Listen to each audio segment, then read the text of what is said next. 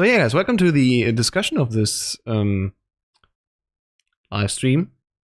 Like, we just saw Square Enix, 30 minutes of voice. I guess Yeah. it started out with Shadow of the Tomb Raider, which was nice. I'm just gonna take a look at the Square Enix website. Pulse. Yeah, they have a link over there, I think, so it should be easier for us to see everything that's there. That was short, but honestly, no buffer talking, kind of still like the presentation. Yeah, I guess so. Yeah, the format wasn't bad. It was just the kind of lack of information about anything, and it was more kind of like stuff that had already been talked about or seen. Because Microsoft showed probably about 30% of what they just showed in their half an hour. Yeah, because they showed like two things that Microsoft had already shown, and it was like, okay. The only thing that we really saw that was new was The Quiet Man, a game where somebody was just punching people, and that was, well, he's deaf apparently, so he doesn't say anything, he doesn't hear anything, and just beats up thugs, which is like, okay, it doesn't tell us anything really. Yeah, what was it? It was like 30 minutes of content might blow up talking to an hour. Yeah, that's fair enough. I understand that. No. We're not saying that this is this needed more talking. We're just saying like, well, there was not many games. Yeah, there was in comparison to like EA, for example. EA had more game information than Square Enix had. Definitely. So, like that justified being an hour long, but it just seems like you haven't got an hour's worth of content. You only got 30 minutes of content, and it just seems like all of the stuff that they showed, like it's going to be covered. It was covered in the Microsoft one, and it's going to be covered in the PlayStation one. Yeah, that's probably it. We saw the trailer for Nier Automata coming to Xbox again. We saw Octopath Traveler again, which is out soon. Then we had a thing for Dragon Quest 11, I think. Go back to that again. We saw another trailer for The Awesome Adventures of Captain Spirit, which is out June 26th for free. Yeah. And not so many other things. Again, yeah, we had a Shadow of the Tomb Raider showcase at the beginning. It showed us a little more like actual gameplay, a little section about that. That was good. That was very, very good. And Final Fantasy XIV, which is now having a mash-up, apparently, with Monster Hunter World. So that's especially cool for people who play both games. So you can hunt more monsters, I guess, inside of Final Fantasy XIV, but with the appeal of having Monster Hunter World gameplay, I say. So yeah, that definitely looks kind of cool. That's a cool mix, definitely. Yeah, Vidya, if you had seen the Xbox One, there were at least 3 of the games that were shown in the half-an-hour presentation that had already been shown on Microsoft, and that all the information was identical. The only one, 3 or 4, but the only one that had more information than the Microsoft conference was Tomb Raider, and that was more gameplay than anything else. Yeah, just because 4 is a little bit more trailer-wise, the reveal was also on the Xbox stream. Yeah. So, I mean, that was why I was asking, like, Square Enix, how many games do they have right now that they can show us that they're coming out soon enough?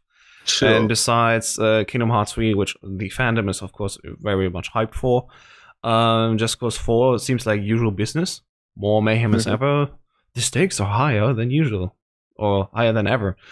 We were just joking, like, yeah, they have to be, like, ridiculous about that. Yeah. I think for Just Cause, though, they can say something like that, because they can be like, oh, it's progression-wise and stuff like that, but every single like video game is like, the stakes are higher, it's more improved, this is improved, we've overhauled this thing, we've overhauled that thing, and they always say that, and it's not always true, but it's something that they can say, and I won't stop them from saying it. But yeah, the one where it had the Quiet Man, I think it was called, the Quiet Man, that just seemed to me like a really amped up version of Daredevil, the video game. Possibly. Yeah, we also, since we're saying we didn't saw anything from the Avengers project, which was talked about earlier. So another stream where we don't have that revealed, sadly. And well, yeah, I guess that was just.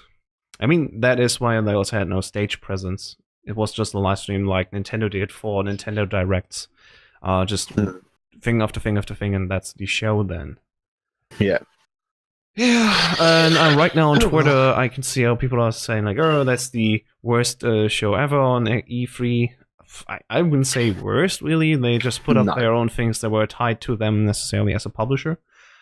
So I would say, though, comparatively to the other ones that we've seen, the other like Bethesda blows them out of the water. Microsoft blows them out of the water. Yeah. Even EA had more. EA had more stuff, and I guess they're also just bigger.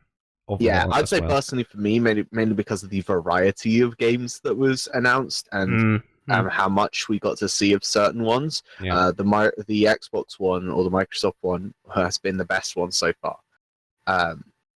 With Bethesda coming very close behind because it had a lot of really good information and some games that a lot of people are looking forward to. Like there's the new Doom, there's the new Wolfenstein, and then you've also got the new Fallout.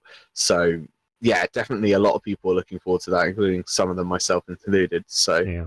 I mean, what I would have done is just simply expand more on the things that we've seen.